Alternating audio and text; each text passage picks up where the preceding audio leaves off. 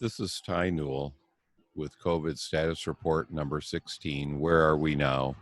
Posted June 8th, 2020. And I did not do a report last week. The explosion of protests around the U.S. and around the world with the death of George Floyd, as hard as it is to imagine something else becoming more important, it very much has. The buildup of frustration, of anger, of lack of opportunity, that it's good to see the interest and activity and hopefully near-term changes that will occur here as well as throughout the world, replacing anger and hatred that have been so prevalent, hopefully with love and compassion for each other that has been missing for so long. So as these activities go on, we will look at how they may impact the spread of COVID. I am hopeful that they can go on and have less of an impact than many may be reporting or fearing. And the main reason is that when you are outside, when you are in the sunshine, that the risk of infection is very, very much lower than inside. Inside is where most people are getting affected. Poor ventilation is the reason, and there's no better ventilation than fresh air. Poor sanitation and removal of contagion is another large impact indoors. Outdoors, the contagion is diffused. Sunlight inactivates it. And so I am hopeful that being outdoors is still a way to be distanced. And again, though, wearing face masks and those practical matters are important. Stay distance as much as you can. So today's report, to catch up a bit on where we are now and to also look at why we are going in the trends, in the paths that we are following. But this is in preparation for next week when we will go back to doing longer term predictions and discussing the second wave, something that has been feared and one that we need to be cautious about, but we will be able to understand the reasons why we may avoid a second wave or what it will look like. Just a reminder from our guidelines, get a carbon dioxide meter, check those spaces that you're regularly going to, grocery stores, school rooms, businesses as they open up. If you're seeing a carbon dioxide level above 800, and outdoors where I am sitting right now, 400 is basically outdoor level.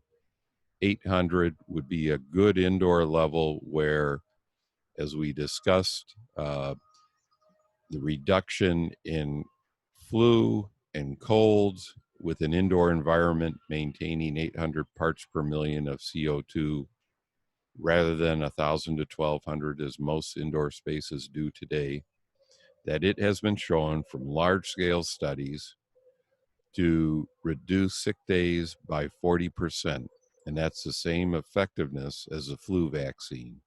So fresh air is a very, very powerful thing. Your brain works better at 800 than it does at 1,000 or 1,200. You have a much higher probability of getting sicker the higher the indoor carbon dioxide goes. sicker from concentration of various contagions. And as I show in the lower right, the airlines tell you they maintain a lot of fresh air in the aircraft. Don't believe it. Trust and verify. Way back now, over 2 months ago, when I first started this is what we looked like as far as total infections and date. The US was screaming past other countries that had started to ramp up: South Korea, Italy, Spain, Germany, France, United Kingdom, and Iran. So we had plenty of warning from European countries. It's seeing what was happening, and we were in the mix, and we fumbled the ball. And as we showed with our predictions using the social distancing prediction method we previously discussed, and now verified by Columbia University, that closing down, taking action 1 to 2 weeks prior is the difference between where we are now, over 2 million infections, over 100,000 fatalities, that we could have been, as bad as it looked at that time, only around 200,000 infections. More than 10 times because of our lack of effective action, our lack of coordinated guidelines, and taking this seriously. And as we mentioned before, we've been joined by other bullyocracies. The US, Brazil, and Russia continue holding a commanding lead over almost any other country. India is on its way up, many other Middle Eastern countries, and unfortunately, due to the impact of Brazil, South American, Central American, and Mexico are also being significantly impacted. The reason is that this infection parameter, it has to be in control. And as we've discussed before, the way I've defined this parameter, that it's a reflection of, for each infected individual over a 14-day period that they're shedding the virus, how many other people become infected. And mathematically, and without showing you the proof, but I'm more than willing to send it to you if you're interested, that a value of 2.7 infections per infected person, it's a I don't want to say a magical number, it's a mathematical limit where if you are above it, you're accelerating the growth of the infection, and when you're below it, you're decelerating, you're decreasing the rate of infection growth. And when you are right at that number, as you can see, many of us worldwide have been skipping around this number, that you have linear growth of infections. That is, the daily infection rate is constant. You're producing the same number of infections per day. When you go below 2.7, the number of infections per day is decreasing. When you're above it, it's increasing. And the US was temporarily below for a period of time. And now the trend, while it's noisy to follow, it's got a general path going above this line. So yes, we are increasing the number of infections. It's not apparent yet. It takes about 2 to 3 weeks to see that impact, but we will definitely be on an increasing trend again. I showed this very unique relation between the University of Maryland Social Distance Index, what I've called TP, and the infection parameter I've defined, the number of infections per infected person over their 14-day infectious period. Now, where we were back in March and February, as we started seeing the infections grow through the US, we were at an infection parameter that was skyrocketed 60 or so people being infected per infected person. And then as we began social distancing, moving from a social distance index of about 15 to 20, which is about our normal social activity, getting down to around 55 to 60. And states are all over the map how far they've closed, and we'll take a closer look at that. But as we mentioned, as we reopened, if we were to retrace this, we would see enormous growth. New York City, explosive exponential growth of infections. And what we needed to do was flatten this curve. This is the important curve to flatten, the infection rate relative to social distancing. And if we could move this down to, say, a curve that's 25% of this one, and there are some states that have effectively moved down to 10% of this, say, more natural relation between how we get infected at regular distancing activities, that we could then open up and stay below this magical 2.7 infection parameter level where infections per day are decreasing.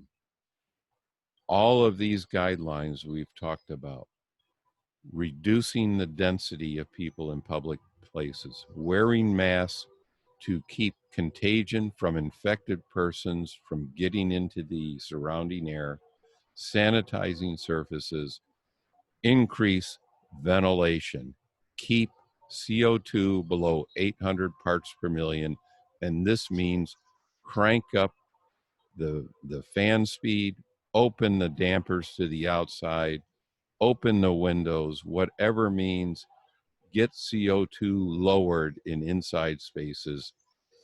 Add a filter that's at least MERV 13, at MERV 13 and greater, or a HEPA. You will pull out virus particles. There's no ifs, ands, doubts about it. Field studies show the effectiveness of filtering out viral particles. Do it. Ultraviolet germicidal irradiation, consider adding it for 200 cubic feet per minute of air. That's about a 15, 16 watt ultraviolet bulb. 16 watts of electrical energy use is pennies of energy consumption. Do this as well. 200 cubic feet per minute is enough to keep 5 people healthy with 800 parts per million. All of these things are practical, they're actionable, they're quantifiable, so that you have a peace of mind and those around you have a peace of mind that that space is being properly maintained. New York got way out of control, other states following, and now where we are today, New York had this linear increase. That is, they had an infection parameter of about 2.7, and then they got below it, and infections per day started decreasing, which shows up as this downward sloping, not downward sloping, but decreasing upward slope of infection. And now it's linearized again. That is, they're getting toward this infection parameter of about 2.7. So they're at 2.7, they went below it, they're now about at it. California is racing to be the leader in infections, and I want to look at the reasons for that, but you can see this increasing upward slope, indicating that they are above 2.7. It's a combination of the social distancing index and the infection parameter characteristics of it. And interestingly enough, California and New York, as I've now added California data and North Carolina data, They are following a similar path as far as infection parameter relative to the social distancing parameter, but they are at different levels of social distancing. And this is the difference between New York at least holding steady and California increasing. So we're going to look at why California is accelerating while New York has been able to decelerate, or at least now hold uh, a relatively linear growth of total infections. We will also get a peek at, as we go back to predictions, why New York will probably start growing again, why they won't hold at this linear or continue decreasing. And this will be our key to understanding whether the second wave is going to come in and how hard it will impact us.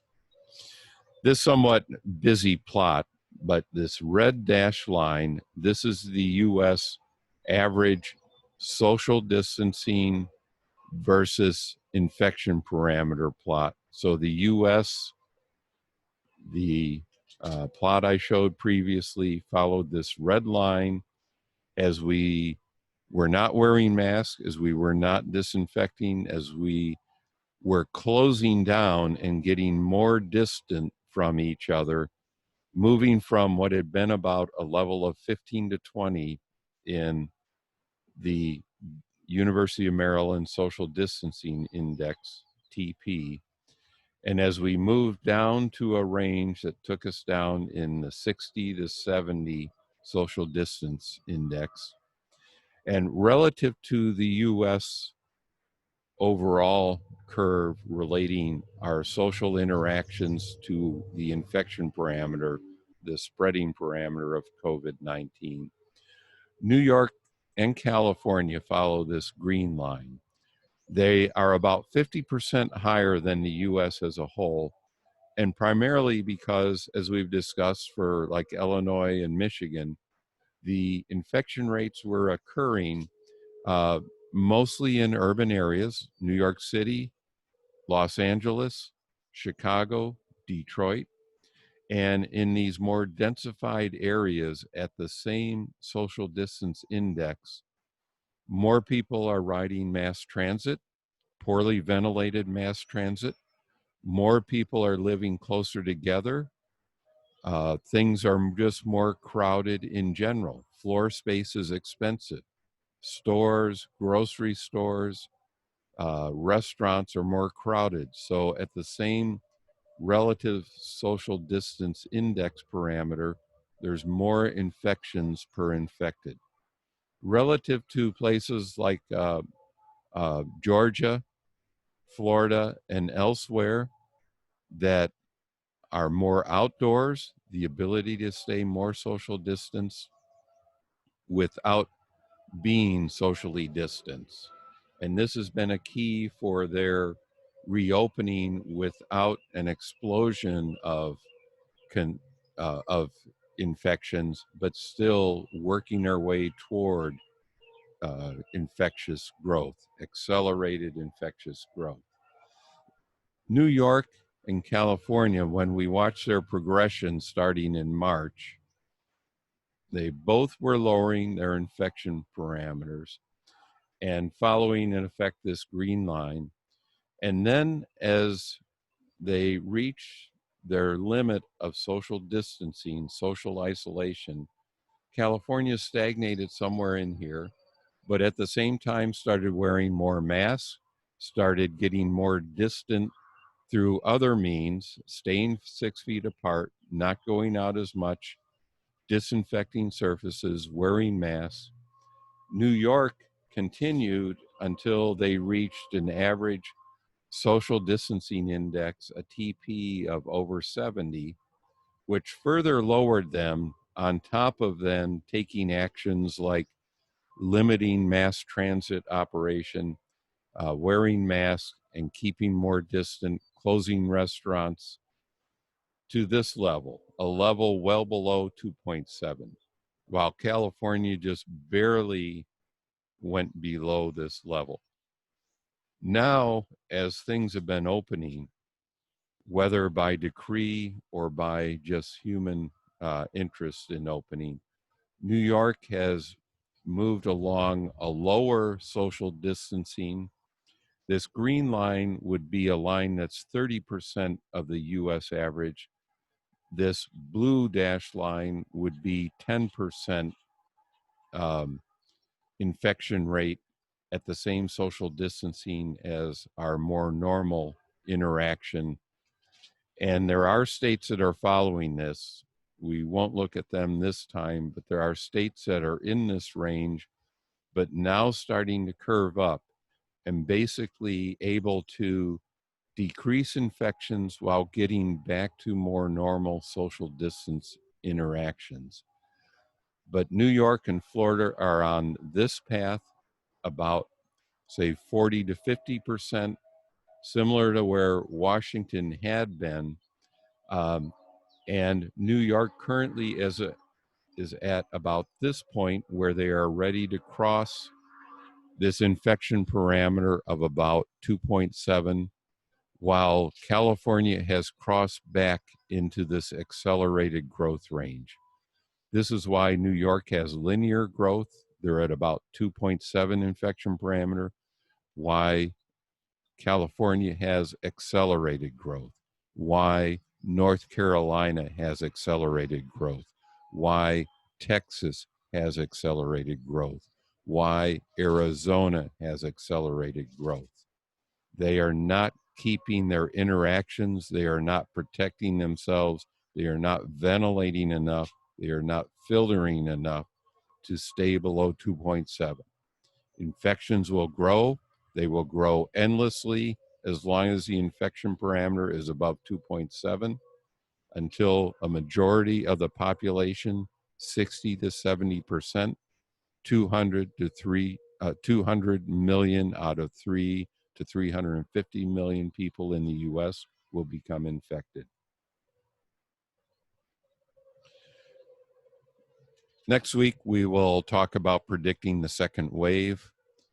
We will see the dynamics of it, that when we reopen and when we start going back indoors in the fall, and if inadequate preparations have been made for the indoor environment, we may see a jump up in the infection parameter, both because of a decreased social distancing as well as a less effective social distancing, as we are seeing with New York and California today. So to end, stay away from unmaskers in public. It's important when you don't know people and you're in a situation surrounded by them. Anyone not wearing a mask is more likely to make you sick if they're infected. If you're a business owner, follow the guidelines that we have put out. Increase your fresh air flow rate, increase your filtration level, add ultraviolet germicidal irradiation. Protect yourself if others will not. Watch out for unmaskers. Keep carbon dioxide below 800. Continue to use the mask. It's a critical tool. Support and thank our essential workers and medical staff. It seems like they're getting a breather, but they really are not.